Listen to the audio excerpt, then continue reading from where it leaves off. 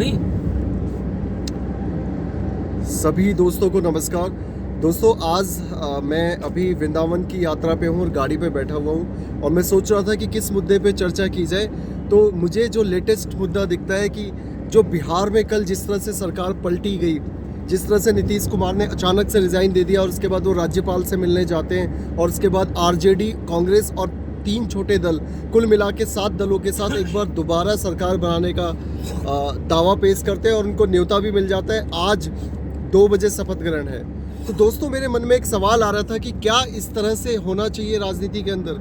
ये वही नीतीश कुमार हैं जिन्होंने जब पिछली बार आरजेडी का साथ छोड़ा था तो उन्होंने विधानसभा के पटल पे ये बात बोली थी कि अब कुछ भी हो जाए, चाहे हम मिट्टी में मिल जाए, हम दोबारा आरजेडी के साथ वापस नहीं जाएंगे, हम आरजेडी के साथ दोबारा गठबंधन कभी नहीं करेंगे। और फिर देख लो दोस्तों, तो कुल मिला के ये जो भारतीय राजनीति में जो सिस्टम दिखता है कि एकदम से लोग दल बदल कर देते हैं, दूसरी जगहों पे चले जाते हैं, पूरी की पूरी सरकार पलट जाती है या कुछ पर्टिकुलर एमएलए पलट जाते हैं, ये मुझे बड़ा गंदा लगता है। मुझे लगता है कि ये धोखा है भारत की जनता के साथ, भारत के वोटरों के साथ। बिहार का ही अब सीन ले लिया कि जब बिहार में 2020 में जब चुनाव लड़ा, 2019 में, तो इन्होंने जेडीयू और आरजेडी ने गठबंधन बना के चुनाव लड़ा और इनको ही मैंडेट मिला, लेकिन इन्होंने बीजेपी के साथ बना लिया।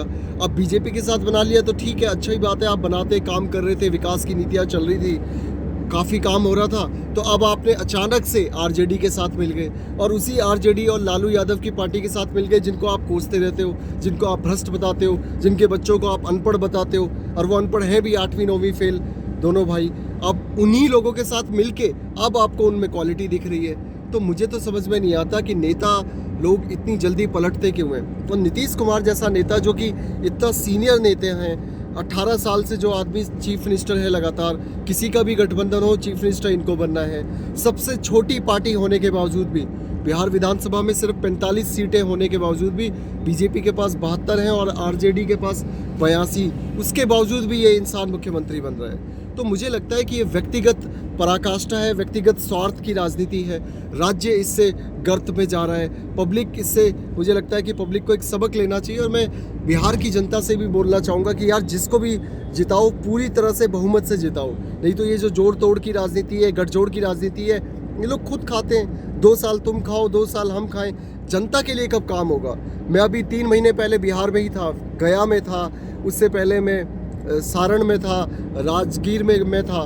मैं वहाँ की सड़कें देख रहा था, वहाँ के लोगों के हालात देख रहा था, इतने बुरे हालात हैं। वहाँ पर 2 ही समुदाय हैं, या तो वो 10% जमींदार लोग जिनके पास बहुत ज़्यादा पैसा है, और या फिर वो 90% लोग जो भूमिहार लोग हैं, जिनके पास अपने खेत नहीं है, भूमि नहीं है, दूसरे के खेतों पे काम कर रहे हैं दिहाड़ी पे, 200-300 लोगों पे। भयंकर गरीबी है, सड़कें खराब हैं, हॉस्पिटल नहीं है। आज भी आप देखिए दिल्ली में एम्स या किसी भी हॉस्पिटल में सबसे ज़्यादा लोग इन्हीं राज्यों से इलाज कराने आते हैं और एम्स में 4-4 महीने बाहर पड़े रहते हैं, और उसके बावजूद भी इन नेताओं को कोई फिक्र नहीं है। ये लोग सिर्फ अपना विकास देखते हैं, अपनी महत्वाकांक्षा, अपनी लालसा, अपना लालच।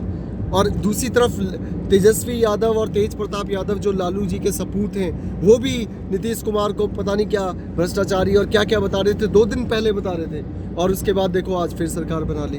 तो पता नहीं क्या है इन लोगों का, मुझे समझ में नहीं आता। हमारे साथ हमारे बहुत ही वरिष्ठ जो हैं समाज के, हमारे लाला जी बैठे हैं। लाला जी, आप क्या कहना चाहोगे जिस तरह से ये चुनाव जीतते हैं किसी और के साथ गठबंधन करके, जनता इनको वोट देती है विकास के नाम पे कि चलो भाई बीजेपी के साथ गठबंधन किया है या वो, और फिर ये अचानक से अपने स्वार्थ के लिए पलट जाते हैं, जनता से पूछते भी नहीं है, कुछ नहीं है। ये क्या नाटक बना रखा है, आप क्या कहना चाहेंगे इसमें? मैं तो कहूँगा दल बदल कानून बनना चाहिए। जनता ने जिस दल की विचारधारा के हिसाब से को वोट दिया है, अगर वो दूसरी पार्टी में चले जाते हैं तो उनके साथ धोखा है, ऐसा नहीं। मैं आपको बता देता हूँ, दल बदल कानून ऑलरेडी बना हुआ है, लेकिन वो कानून क्या है मैं आपको बता देता हूँ। अगर कोई भी किसी भी पार्टी के जितने टोटल एमएलए हैं उनमें से अगर 2/3 एक साथ चले जाते हैं तो उनको मान्यता मिल जाती है। दिक्कत ये है, अगर किसी पार्टी के मान लीजिए 150-200 लोग हैं और उनमें से कोई 1-2 एमएलए बदलना चाहे तो उनकी वो डिस्क्वालीफाई हो जाएंगे। लेकिन यहाँ तो सारी के सारी पार्टी ही चली गई दूसरे के साथ, या वो हो गया, तो वो फिर दल बदल कानून लागू नहीं होता। दिक्कत ये है। और कानून ऐसा बनना चाहिए ताकि इस पर रोक लगे। अच्छा, तो कुल मिला के लाला जी भी यही बात कह रहे हैं और मैं भी यही बात कर रहा हूँ और सभी लोग ये बात कर रहे हैं कि एक ऐसा स्ट्रॉन्ग कानून बनना चाहिए कि एक एमएलए भी अगर जिस पार्टी के सिंबल पे वो चुनाव लड़ा है, जिस विचारधारा पे वो चुनाव लड़ा है, अगर उसको छोड़ के जाता है तो उसको डिस्क्वालीफाई कर देना चाहिए, उसकी एमएलएशिप भी नहीं रहनी चाहिए, क्योंकि ये धंधा बना दिया है। कई बार पार्टी की पार्टी चेंज हो जाती है, कई बार विधायक चेंज हो जाते हैं और जनता सफर करती है, हो जाता है काम। और पैसे दे के काम हो जाता है, होटलों में ठहराया जाता है, रिजॉर्ट में ठहराया जाता है। जैसा कि मैंने पिछली बार अपने एक वीडियो में भी बताया था कि भाई ये खर्चा कौन देता है। महाराष्ट्र में जिस तरह से हुआ, उनको असम के 5 स्टार होटलों में, गोवा के 5 स्टार होटलों में ठहराया गया और एक एक कमरे का किराया एक एक दिन का 20-20 हज़ार रुपये था। तो ये करोड़ों रुपए का खर्चा कौन देता है, ये मुझे आज तक समझ नहीं आया। और ये सब करके फिर काय का लोकतंत्र है। मुझे तो लगता है इस देश में लूट मची हुई है हर राज्य में, और बिहार यूपी में तो बहुत ज़्यादा है। तो मुझे लगता है इन सब चीज़ों पर रोक लगनी चाहिए और सब लोग इससे सहमत हैं।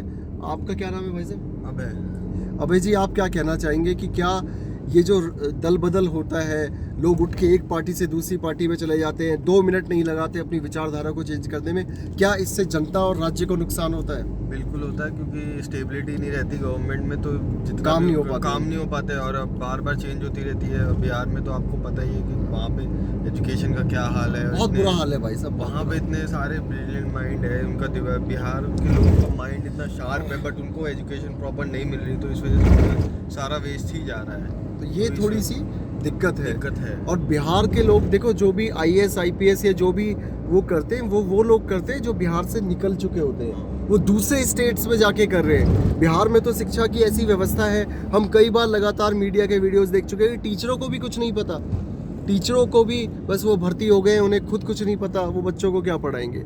तो कुल मिला के बहुत बुरा हाल है। और नीतीश कुमार ने की क्रेडिबिलिटी पे तो कोई वो ही नहीं है, मतलब क्रेडिबल है ही नहीं वो आदमी, इतना झूठा आदमी है।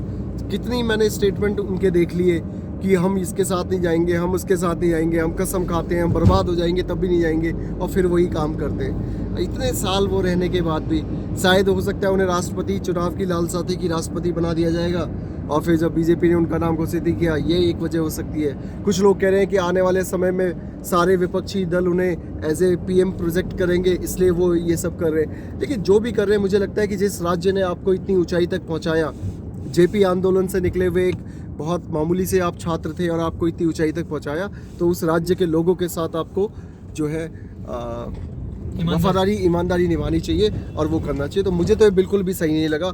बाकी आप देखिए, जय भारत, जय बिहार, जय उत्तराखंड।